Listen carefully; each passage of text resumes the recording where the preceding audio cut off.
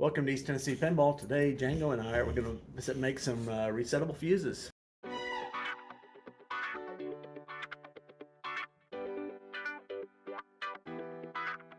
you've ever been working on a game and the game keeps blowing fuses and you're trying to diagnose it, especially like on an EM, like trying to track down a shorted bulb or something, and these things can get kind of expensive if you just keep popping them, popping them, popping them. It's nice to use a breaker instead. That's 20 amp. Here's 3 amp. Uh, there's a 5. So basically, what you can do, get a fuse, preferably a blown fuse or a really, really small one. So if it's like say this is 5 amp, if you put like a tenth of an amp fuse in there, it's going to pop immediately. So basically, you take that, solder it in place, and then you just jam that whole unit in the fuse holder, and then if it's shorted, if it's pulling more than 5 amps, this thing will pop out. And if you want to put in a new fuse, all you gotta do is a boom and reset it.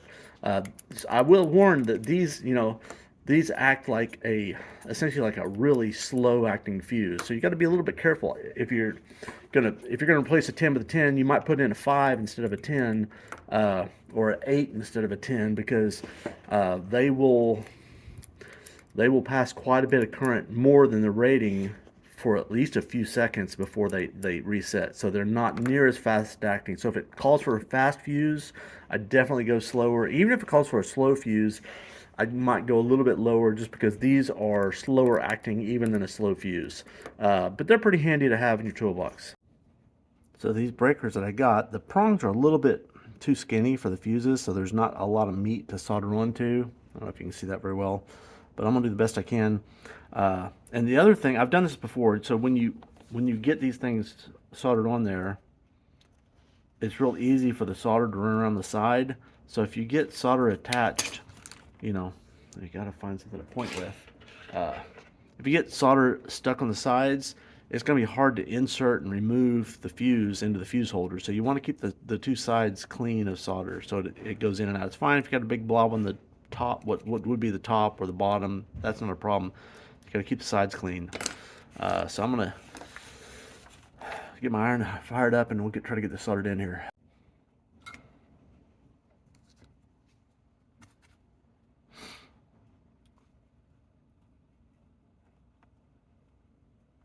Gonna try. I don't have my iron near hot enough. I'm gonna crank it up to 400 C, because there's so much metal to heat up.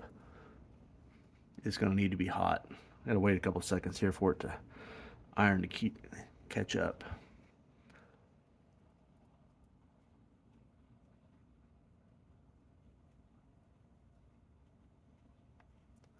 I'll get it tacked on there. See, that didn't stick at all because the metal wasn't hot enough.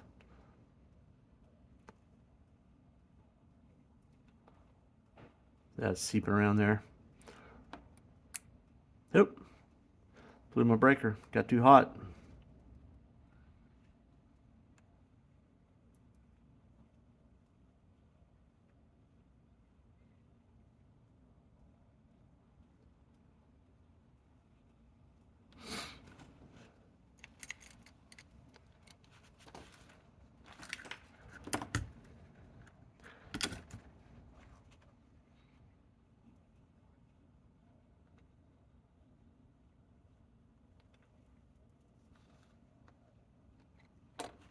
Yeah. Maybe I'll sand this up a little bit. Yeah, I think I will. It's not really sticking to either surface great. I think I'll take all this and sand it all up to get it so it will solder a little bit better. Okay, I took this over the bench grinder and ground down on both these, so I think you can see that. I think the solder will stick much better. The reason I've got this rag here is just to elevate the fuse a little bit so that it's centered on the two prongs there.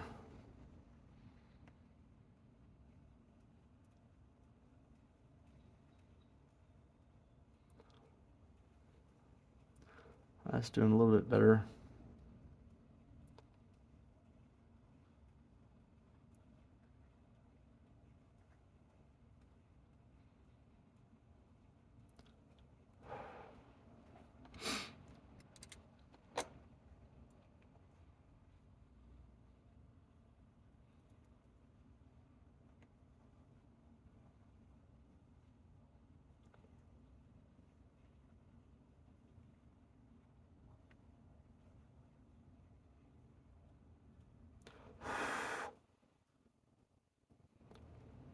Still molten.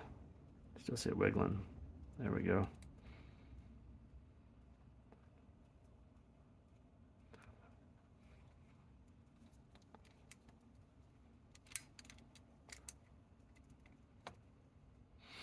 I didn't get it very centered, as you can see.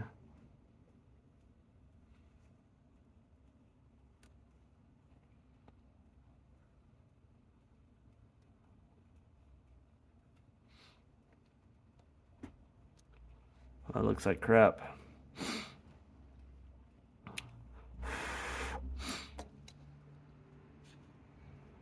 As you see, oops, wow, that's hot. I just hit something hot. Just kind of clean up this on this side so that it will insert a little easier.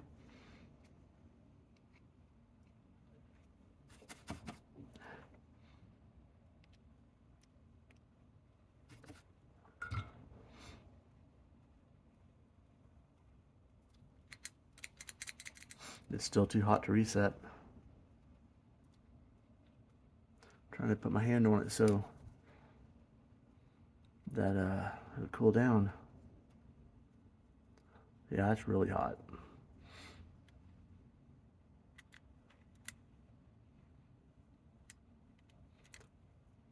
Just trying to wiggle it, make sure it's got some physical integrity. I'm wiggling it pretty hard. I think it's on there, so that's good. So that's a 3 amp.